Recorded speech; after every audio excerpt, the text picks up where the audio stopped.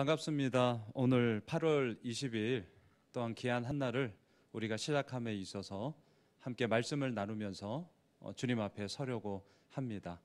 오늘 본문은요, 열왕기하 21장 19절로 26절 므낫세의 아들 아몬의 스토리가 기록되어져 있습니다. 어제 본문 기억나세요? 므낫세, 잊어버리다라는 뜻이었습니다. 므낫세는요, 그의 이름 그대로 하나님께서 자신에게 허락하여 주신 그 은혜, 그것으로 나의 모든 슬픔, 나의 모든 아픔, 나의 모든 고난을 잊어버릴 만큼 이길 수 있는 힘이 된다라는 이 사실만큼은 잊어버리면 안 되죠. 하지만 정작 잊어버리지 말아야 할 그 하나님의 은혜는 잊어버리고요, 잊어버려도 되는 우상 숭배와 하나님을 떠나 그릇되게 살아가고 있는 그 모든 것들은 다 붙잡음으로 말미암아 하나님의 심판 가운데서 악한 왕이라는 평가를 받게 되었습니다. 자, 그의 아들 아몬이 오늘 왕이 됩니다. 19절에 보시면 아몬이 왕이 될 때의 나이가 22세라 예루살렘에서 2년간 다스렸다라는 것으로 시작이 되고 있어요. 그의 나이 22세.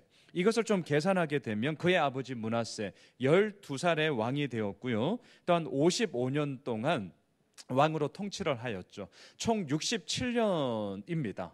그런데 67년에서 이 아몬이 왕이 될 때가 22세였기 때문에 므낫세가 45살에 이 아몬이라는 아들을 낳았다라는 것을 우리가 계산을 통해서 알 수 있게 되는 거죠.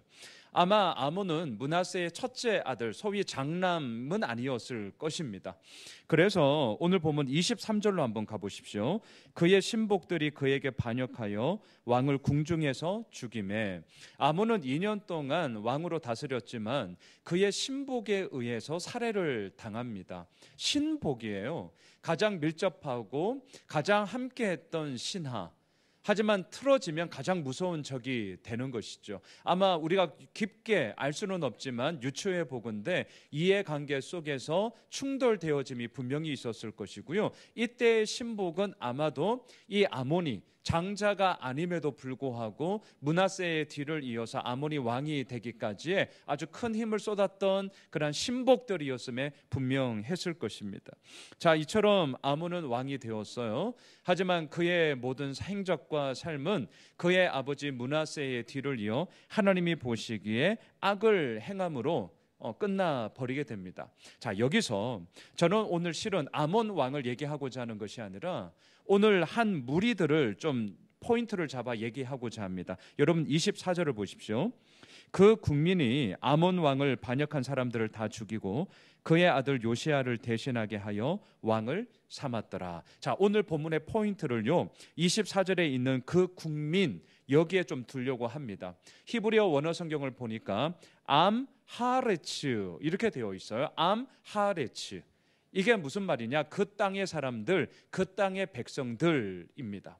열왕기하에 보면 암하레츠라는 이 말이 마치 고유명사처럼 쓰여지는 부분들이 왕왕 있습니다.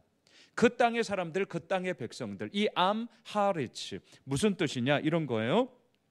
국가가 위기에 처할 때마다 왕실에 대한 반역자들을 처단하였고 더군다나 하나님의 언약에 합당한 질서를 따라 나라를 바르게 세우고자 몸부림을 쳤던 무명의 무리들, 신앙을 가지고 있었지만 그 사람들이 누군지 다 알 수 없는 무명의 무리들을 일컬어서 암하레츠라는 이 단어를 열왕기하 저자는 쓰고 있습니다.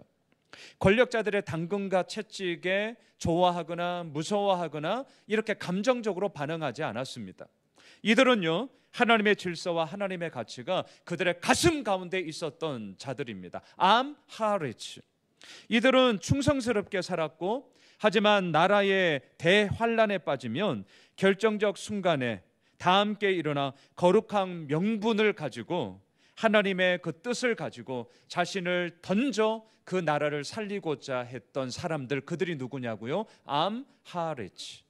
자, 오늘 이 새벽 8월 20일 오늘 하루를 시작하면서 저는 아몬 왕에 대한 이야기가 아니라 무명의 사람들, 그 이름을 알 수 없지만 암하레츠, 그 땅의 사람들, 이 사람들이 과연 누구냐?